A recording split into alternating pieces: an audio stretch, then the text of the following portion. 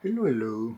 So 1 month ago I had this issue of Retro Gamer with the article about Encounter, and since then I got some new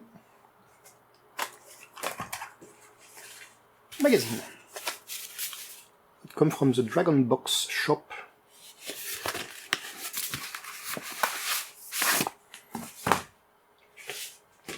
I present you BrewOtaku, where new games keep all systems alive.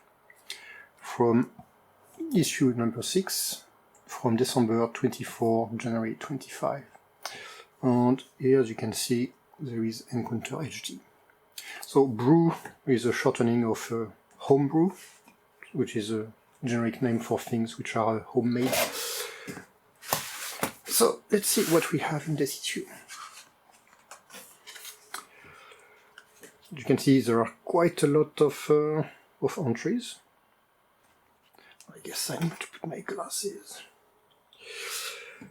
So you can see there is some Commodore 64 things, Lynx, Game Boy Color, Amstrad CPC, Commodore 64, MSX, VCS, Atari XL, VIC-20, Atari ST, really a lot of things. So, editorial, how can we prevent digital games from being lost to eternity? Difference between homebrew and commercial software. Radio of nerds.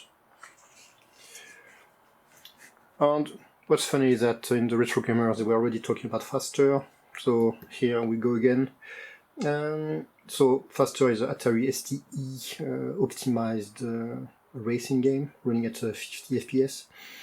Brew score 87%. So one thing I noticed in this magazine is that basically all the reviews are between 80 and 90.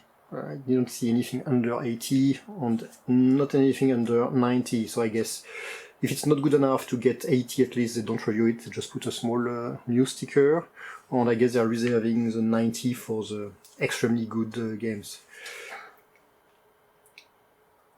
When all is said and done, Faster lives up to its name and then some. It's a blistering high-speed romp that captures the spirit of the 80s arcade racing while showcasing the untapped potential of the Atari STE. The controls are smooth and responsive, making it a joy to weave through graphic. Whether you're chasing a high score or just want to feel the digital wind in your hair, Faster delivers, and it does so with style.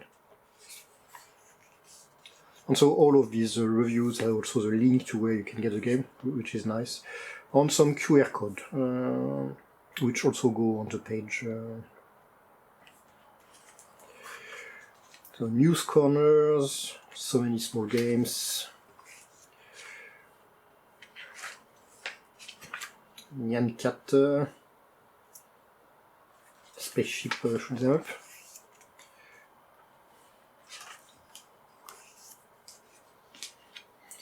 Tetris, Qbert, Minesweeper on Amiga OCS, Dreamcast. It's impressive how the Atari VCS games have improved since the humble beginnings of the machine.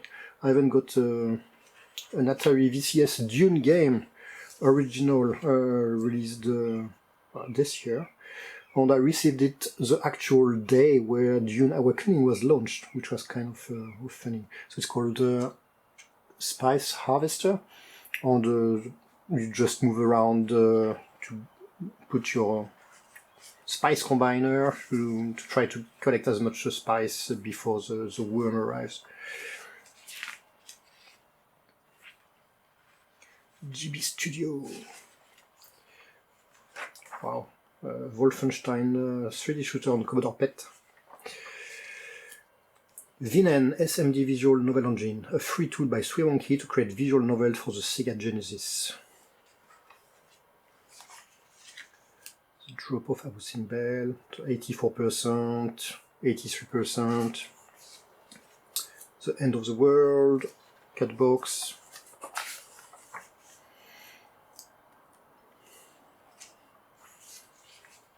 firefighter Topic 3. He looks very dead.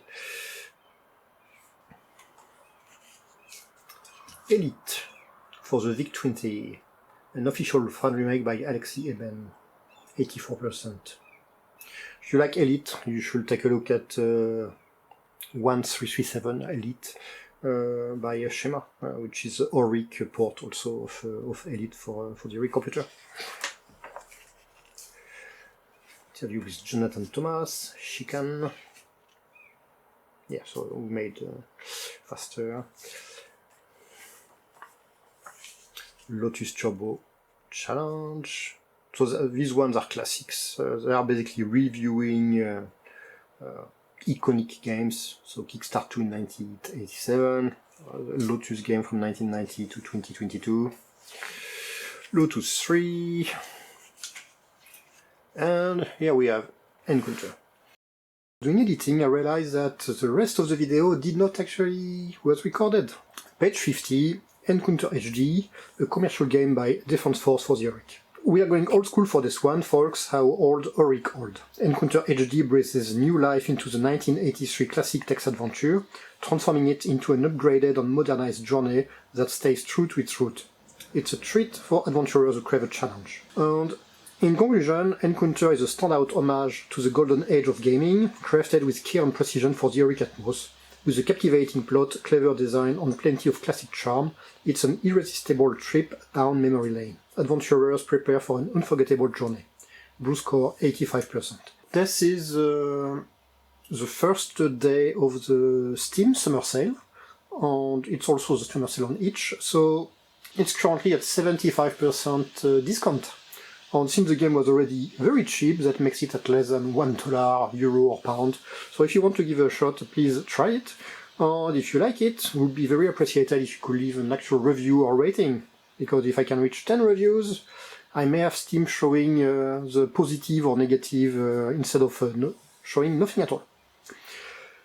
So, then we have Skyscrapers, a commercial game for Amiga Agar. So it looks like a platformer. DCS3, a free fan-made game for Dreamcast, so that's a remake of the GTS3 for Dreamcast. There's been a lot of progress on the Dreamcast scene in the last 2 years. The open source development kit, I think it's called Chaos, derived from Calistio OS, has been seriously improved with better compilers. It's been upgraded to use the latest version of C++, so they've been able to do some crazy things. Yump, it's a 2024 port on Amiga of a game which was released quite a few years ago on the Atari 8-bit. It's a kind of like Ball Blazer, you have a ball that bumps around in rhythm with the music. It's quite good. Lunatic Fighters for Sega Genesis, Doom 64 for Dreamcast. So another of the big Dreamcast games which have been discussed on social media. They've been mostly playing and trying to get a full light model. Alien Intruder, Dr. Future Remix Special,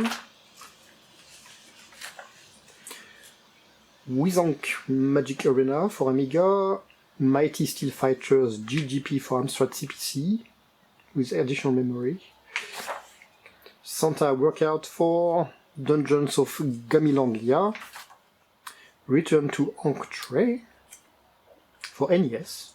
It's actually a very nice color palette for an NES game. Super Star Wars Holiday Special for Sega Genesis, Bearded Fantasy, Spectrum, Double Dragon 2 for the Super Nintendo, Cave Dave for Game Boy Color, Crimson for Game Boy, Tarzanet for Amstrad CPC. Nice image. Echoes of Atlantis, ZD Spectrum, so that gets similar to the type of game that Encounter is, with the graphics on top and some text on the bottom.